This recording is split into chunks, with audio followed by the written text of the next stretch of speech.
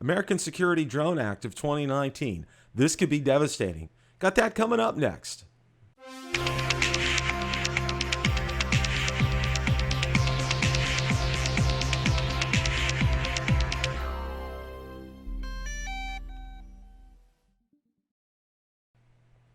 Last night on Rotor Talk Live, Marcus Crawford, Ron Braun, and I discussed the American Security Drone Act of 2019.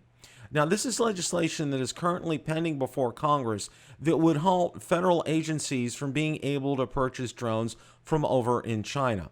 We discussed the impacts that it would have not only on the federal government, but on local and state governments as well, and first responders. So without any further ado, let's roll that clip in its entirety. Gonna kind of switch gears here. Now, I hope everybody subscribed to Drone Valley and Rick Smith. Okay, Rick's one of my very favorite drone people out there. Okay, personally wise, personality wise, personally, if he was living close by, we would be chumming around an awful lot because he's very personable, wonderful to be around. Can't say enough great things about him. He put out a video yesterday, he put out a vlog, and he talked about a number of things, including he's going to be offering finally, and I've been waiting. I've been asking him when he's going to get a drone. When can I get a Drone Valley T-shirt? Okay, because I love T-shirts. All right. Well, he's finally going to have them for sale. All right. I got the mug. I got the hat. I even have in this. I even have the coaster, which I use every day. And thank you for this, Rick. But I am so excited that he's finally offering T-shirts. Okay. Anyway, let me get to the subject. He talked about last night, and I think this is something we really need to pay attention to here. It's the American Security Drone Act of 2019 would halt federal agencies from buying DJI drones. Now I'm going to go ahead and share my screen. There was an article from Drone DJ. I want to get this up on the screen so you guys can take a look at this here. Lawmakers from both the Republican and Democratic sides have introduced legislation titled the American Security Drone Act 2019 on Wednesday that aims to stop federal agencies from purchasing DJI and other drones manufactured in China or in any other country that is considered a national security risk. Many federal departments and agencies are already using DJI drones, so needless to say that if the bill would pass, it would affect many different parts of the federal government. It says if the bill turns into law, federal officials would have 180 days to stop using drones from China and other countries that are considered a risk to our national security. It would also mean that local police forces and other law enforcement agencies would not be able to use federal money to purchase banned drones. Obviously, the main target here is drones from DJI. Okay, and there's links to the descriptions and everything that we're talking about tonight, so you definitely can go check this out. Marcus, what's your reaction and thoughts to this? Well, I got to be honest with you. I thought Rick was right on the spot on with his assessment of the thing.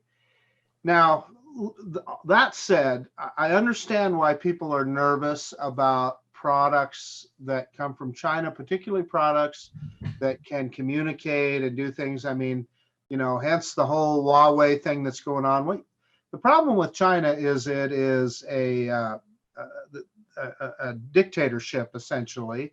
And so if you're a company in China, the government can force you to do whatever they want. It's not like over here. And we saw it, our federal government asked Apple Computer to crack into one of their phones, and Apple told them to go fly, and they've got to take them to court to get that done. Then in China, those companies can, if the government says we want information, they have to give it up. And so the concern is that, they're getting GPS information, the drone is up someplace where they have a picture of maybe some safety sensitive, area or whatever.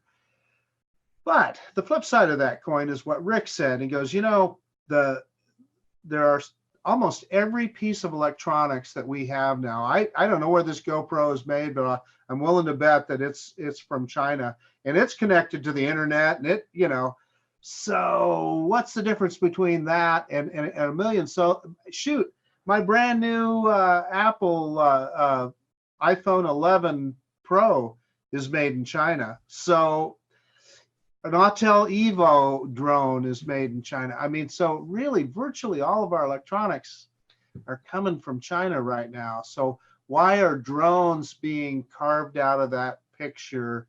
I'm not sure. And especially when they have made it so that all of those, they've addressed those security concerns in that those drones do not communicate back to China. In other words, they've set those commercial drones up and the ones that the government use to where the communication is just between the drone and the controller. And then whatever happens with that data is what you do with it. That the no way does the drone nor the controller communicate over the internet, communicate back anywhere unless you want it to. So it is a little bit overblown. I really am afraid it's an overreaction, but I understand the need for caution. Does that make any sense? Yeah, I agree 100%, Marcus. And I think one of the points I think that Rick made that's very well taken that really kind of resonated because, you know, as you know, this channel is very good friends with Romeo Dersher, who's public safety director for DJI, and is just has really championed the cause of especially the Mavic 2 Enterprise. In fact, he was he was on the design team for that, and also the thermal edition as well too. And you know, Rick brought up the point is these drones are saving lives, okay? And what would it be for you to take from XYZ fire department a tool that they've been used to save lives? For example, you know, the thermal imaging drone, you know, being able to spot somebody, you know, near a window to be able to you know, get them out safely. In the middle of the night in a forest, if a Alzheimer's patient is lost and, you know, time is running out and they can find somebody because of that thermal heat signature, or for instance, and this has already been shown, and there was something on Drone DJ the other day about this, that somebody with a drone warned somebody, it was a Mavic 2 Enterprise that had a speaker on it, warned somebody of a shark in the area. And there was an overhead picture from the drone that sure enough, it showed that. I mean, you know, time and time again, it's, you know, we're seeing drones making a difference in terms of being able to save people's lives. And you know, while I understand in the security concerns, okay, like Marcus said, there was a thorough independent company that investigated this, and there was absolutely no connection. There's no data that's being sent back to China. And let's say, for instance, there's Ron. Ron, welcome tonight. Glad to see you. Hello, Bill. How are you? Doing excellent. Doing very well. We're talking about the American Drone Security Act right now. Rick Smith had put out a video and talked partially about that. But kind of wanted to get, I don't know if you saw Rick's video or not, but basically the whole gist of this is what they want to do is they want to prevent the U.S. government from using any Chinese manufactured drone. And that would also stop federal funds for police agencies and first responders for being able to use these drones as well too. I don't know if you've heard any of that or not, but this has been introduced in the Senate, and this just got introduced the other day in legislation. And there's just been an awful lot of talk about this. And just, you know, I heard what Marcus had to say. I didn't know if you had any thoughts on this or not. Well, Bill, it all sounds very interesting, but I'm not up on this story, so I don't really have a lot of input now. But I will follow it now that you brought it up. It seems interesting. Yeah, I think my big point is that Rick talked about, and Rick put it out. He had a vlog video, so you may want to definitely go watch that. You know, and Cold War television brings up a good point here. Time is crucial in search and rescue. And, you know, these drones have been proven to save lives for other people. And number one point that I want to make. Number two is this, is, okay, what kind of data is the Chinese government going to get from all these drones here? That this person got saved, that, you know, we were able to assess this area after a fire, that we were able to save this person from drowning in their boat. You know, what kind of data are they going to get from this? Even if it was happening, okay? But Bill, Bill, that's an excellent point you make there. I mean, I understand the whole Huawei thing because the Huawei could be stealing sensitive phone calls, and they make internet equipment. They could be stealing, important files off the internet. But I mean, most of us hobbyist drone flyers, and even the professional drone flyers, we're flying in parks, fields. The professional flyers, they're flying, they're taking real estate and rooftops and whatever. And any of sensitive federal government areas, you're not allowed to fly the drone anyway. So, Yeah. I mean, nobody's flying a drone over Area 51. It's not allowed. I mean, airports are secure because if drones were, flown at airports, they would quickly be shut down, arrested. The drones would be confiscated. So, I mean, again, I definitely understand the Huawei situation, why, they've been caught, with their phones and their internet equipment or whatever. But, it's this whole hysteria about drones. See, people that don't fly drones or don't know what they're drones think all drones are like the ones the military have. Mm-hmm. They think they're all got payloads and weapons on, and have zoom cameras can zoom in 100 miles away and hear audio from 100 miles away. I think that, again, I'm not knocking. I don't want to get political, so I'm not knocking senators from any party, but we've seen on occasion, we've seen senators make very uninformed comments about tech. Like it was something in the last year or two where a senator thought Google made the iPhone. I mean, again, these are a lot of these are older men. They're very behind on tech. Again, I'm not picking both parties. I'm not I said this is a party at all, but a lot of these people, Congress, the senator, the older people, they're very uninformed in tech, and unfortunately, they're usually in charge of these committees of stuff that they have very little knowledge of.